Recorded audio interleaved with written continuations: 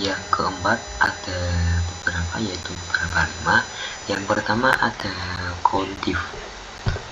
Countif digunakan untuk menghitung jumlah sel dalam suatu rentang yang dapat memenuhi kriteria tertentu. Contohnya yaitu countif A1 sampai A10. Ketik bisa pilih Jakarta, yang nantinya setelah di enter akan menghitung beberapa banyak sel dalam rentang A1 hingga A10 yang berisi teks Jakarta tersebut. Yang kedua ada sumif. Sumif yaitu berfungsi sebagai untuk menjumlahkan nilai-nilai dalam suatu rentang yang memenuhi kriteria tertentu tersebut.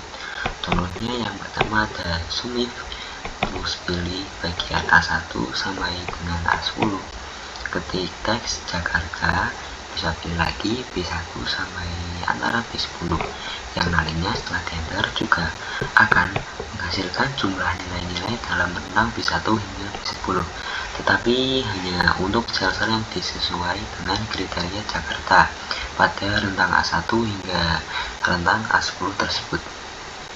Yang ketiga ada average. Average berfungsi digunakan untuk menghitung rata-rata nilai dalam suatu rentang yang memenuhi kriteria tertentu. Contohnya ada average. Ketik A1 sampai dengan A10, pilih Jakarta, terus pilih menu B1 antara sampai B10, yang nantinya akan menghitung rata-rata nilai dalam rentang B1 hingga B10, tetapi hanya untuk sel-sel yang sesuai dengan kriteria Jakarta pada rentang A1 hingga A10 tersebut. Yang keempat ada lookup. Lookup berfungsi sebagai untuk digunakan mencari nilai tertentu dalam suatu kolom, pertama suatu tabel, dan kemudian mengembalikan nilai dari kolom lain yang sesuai dengan baris yang sama.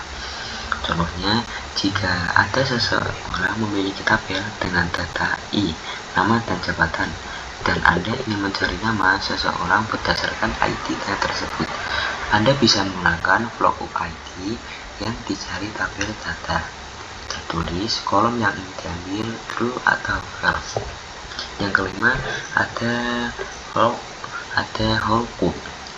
Lookup ini berfungsi digunakan untuk mencari nilai tertentu dalam baris pertama suatu tabel dan kemudian mengembalikan nilai dari baris lain yang sesuai dengan kolom yang sama.